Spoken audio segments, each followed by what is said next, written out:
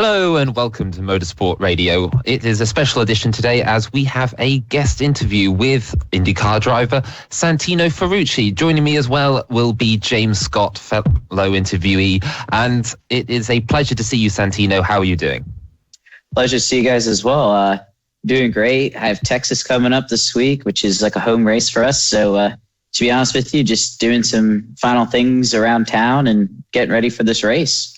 Indeed, it's a big one coming up in the NTT INDYCAR Series, the first oval of the year, and I'm sure you're muchly anticipating that. Yeah, without a doubt. You know, it's I've also had some great success on Texas, especially last year with starting last and finishing ninth with no practice and filling in. But, you know, it'd be nice to be full time and get all those laps in and really kickstart our season, see what we can do for this race for AJ Foyt. Fantastic. James, I'll bring you in at this point. It's been a hectic week for IndyCar, but we're going into, as you say, our first oval race of the season, and it's all looking exciting. I do hope you've got your snacks ready for this evening's entertainment.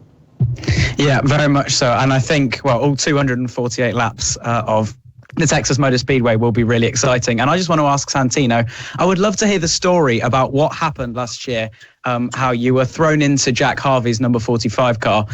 How did that all come together? You must not have had much stuff at the track, you know, your helmet, race suit, all of that. So how did that all happen? So funny enough, I actually have been living in Dallas for a little bit of time now, just with my fiance and, you know, still going through things. And I just showed up at the track on Saturday just to say hi to a couple of folks because I intended to watch it Sunday from my couch, not going to lie. And, you know, I went out with a couple of buddies after the racing ended on Saturday after all the practice, and we were out having dinner. And I just got a call from Rico, who's the team manager over at Ray Hall Letterman Lanigan. And I guess I didn't know Jack had crashed. I had no idea because I was just about packing up and leaving the track at that time. And he asked me if I had any of my gear and if I could come to show up tomorrow morning at like 8:30. And I was like, yeah, man, sure, no problem. Like, easier said than done. Like, you know, just came to the track in the morning. They had no idea what was going on. And at 9:00, Rico had to make the decision to throw me in the car. So everybody else from the team was also at Sebring for the 12 hour. So, you know, it was his call entirely, which was awesome. And, you know, I thank him for it a lot because it's really what catapulted me back into a full-time ride. So I'm glad that it was me and not anybody else. But it's just a shame to get those rides throughout the year based, you know, off of injured drivers. But it's part of the sport. So, like I said, it's like a double-edged sword. You're really happy about it, but you're also kind of like upset that, you know, full-time driver is hurt. Yeah. And then, so how good does it feel to be back in a full-time ride then? You know, you're in the AJ Foyt Enterprises in their number 14 car. And, you know, you're ready for the 500 this year after another solid run last year as well with Aaron Reinbold. How good does it feel to be back in a full-time ride, and what can we expect for you for the rest of 2023? Yeah, it's honestly really awesome. I mean, going down to the shop in Houston once a week, most of the times to see the guys, you know, talk to AJ and listen to some of the stories from back when he was racing is just insane. I mean, those guys grew up in a different world. It doesn't even feel like the same sport when you listen to him talk about it. But, you know, just be exciting to see what we can do this year. Obviously, we didn't start off the season too strong with St. Pete with the big chain reaction there. But we're hoping to bounce back and really kick it off here at Texas, just have a clean race. You know, do what I've always done in IndyCar and just finish these races, get some top 10s to start us out and start scoring points and go from there. Fantastic. As you say, you've been a bit of a super sub last year. Let's put it that way. We're making joking comments earlier that you were the Nico Hulkenberg of IndyCar, similar to your German counterpart. You're back this year, say, for a full-time ride. So best of luck with all that. But one thing we noted was that you've had a very different sort of career up to this. You've been obviously racing in Europe. You've come through those ranks on a lot of purpose-built circuits, and now you're in a series with lots of ovals and street tracks. It's surely it's a completely different world for you. Has your American blood come out, as it were, and it's all come natural to you? I'm not gonna lie, I do miss some of the European tracks. I feel like some of them were really fun to drive on. I mean, Spa and Monza were some of my favorite tracks to be at as a kid growing up and racing. But yeah, the racetracks here are really fun. The street courses here are, dude. I mean, you look at Baku, for example. I mean, that track is so smooth, and you go to a track like Detroit. I mean, it's you couldn't have polar opposites of street tracks. But both, especially this year with Detroit, I mean, I went there with Felix Rosenquist and another fellow European, and we were looking at the track going, dude, this kind of looks like Baku, just a little bit bumpier. So we're all super excited for it. The straight's super long, a lot of wide corners. It's going to be, I feel like our street course racing is really good because it's more of a knife fight than it is anything else. And, to see open wheel cars, consistently banging off the walls, getting into each other. It's very uncommon. It's very unorthodox. It's not something you'd see in Formula One or honestly any junior category. So it is very aggressive, very hard racing. And then obviously you have the ovals, which are, a lot of fun. And I've enjoyed all the ovals to date. So I look forward to Indy and Iowa a lot, especially Iowa, just because it's 3-lane racing. Indeed, you mentioned Detroit in that, and I was noting earlier when I was trying to look up, trying to be a little bit snooty and look up some of the stuff you'd done. You've raced in Detroit every year in IndyCar, despite not being full time throughout that period, which I always found quite amusing. But I say you've been mostly out of IndyCar for the last 2 years, other than say part seasons. You did 2021, and then 2022. Obviously, you had those 3 races. But you've also dabbled in some NASCAR stuff as well. Again, that must be a completely different world. Has that helped you, refine some of your driving skills? Dude, the NASCAR stuff was a lot of fun. I mean, it's just so unique to itself. It's so hard to describe to people, going from this is the best way I can put it. When you're at Indy, at the GP course, the breaking point for an IndyCar, you're going 200 miles an hour to about 40, 45 in 300 feet. The NASCAR, you're doing about 160 to 30 in about 900 feet. So not to mention you're shifting at an H pattern and not on the steering wheel. So H pattern's a dying, gearbox, especially in the race car world and the automotive industry. So to go back and run a 4-speed is also unique for me. And it's a good time and it's just fun. I mean, the racing's just incredibly unique. I did a lot of 1.5 mile tracks just because I wanted to challenge myself with the ovals, and it really helped me get a feel for the cars. And coming back in IndyCar, like take example, Texas, every start that I did in NASCAR leading up to that point, I had no practice laps. I have never tested the Xfinity. I've got less than 15 minutes of practice in that car only because of how they changed the rules in 2022 when I ran a couple of races. But every race I ran, every track I saw was under green flag race conditions. So doing it in an IndyCar at Texas, it was honestly, I was so much more comfortable doing it at that point because of all the NASCAR stuff that I had been doing prior.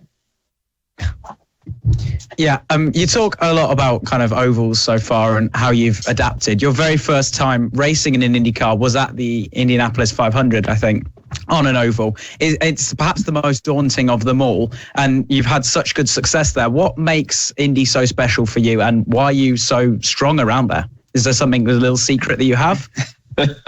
Dude, I don't know. I just get along with that track. I feel like you have to have a personal relationship with that place, and I feel like I do. It's one of those places I'm just comfortable driving around there. 2021 was a big year for me just because I did hit the wall on Thursday practice, and I ended up breaking my fibula. But I limped myself out of the hospital and back into the car the next day. And you know what? I learned from that mistake. And, we had a great year. We set the 3 fastest race laps as well in 2021 with a 6th place finish. But honestly, the most challenging year was with Dreyer, just because when you're not running a full-time program and you're running an Indy-only program, like there's so much, pressure and weight on that one race for that team to really succeed. And, we were having such a good run all day up to the very end. We started to struggle a little bit when everybody was really turning up the wick. And, I was just hanging on, man, and trying to get them a nice top 10 finish. But about midway through the race, it was looking like, we were well into the top 5 for a finish and looking like a good day. And we just kind of stayed there and maintained. Yeah, and kind of with that, we're now being in a full-time ride, obviously you've got a rookie teammate as well. Now you've had a few years on ovals. What kind of advice and help for his side of the garage can you give? What have you been saying some things in the run-up to Texas? He'll have done the rookie test. Have you been able to give any kind of tips and tricks about how to refine the car? Yeah, so when he did his Texas rookie test, I was there. I shut down the car for the first 10 laps, and honestly, I'm glad I did. Just some of the things that we found in 10 laps where it was super nervous. It's not anything you really want to put a rookie through because it really kind of kills your confidence if the car's super loose on an oval doing 220. So, just with him, it's all about being smooth. And I think he knows that. I think he's actually a really good oval driver. Watch him go around. His feedback's really accurate. For him, it's going to be racecraft and just understanding how to set people up on passing.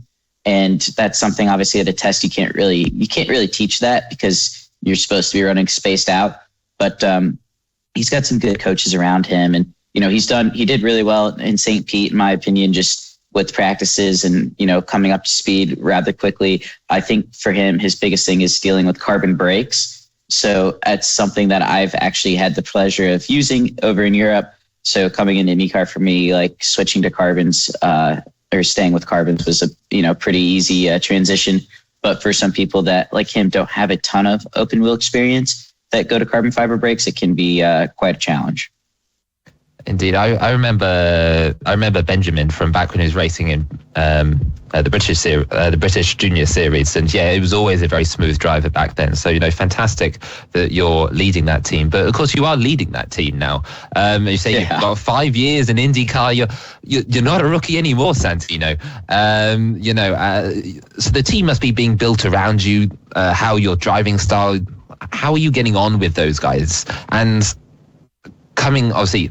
You're still a young guy, you're still in your early 20s, but you are building this, this environment around you. That's got to be good for your mental attitude, but also very good for, where you want to go in your life because you're in control of something now rather than being sort of told what to do by more experienced team members.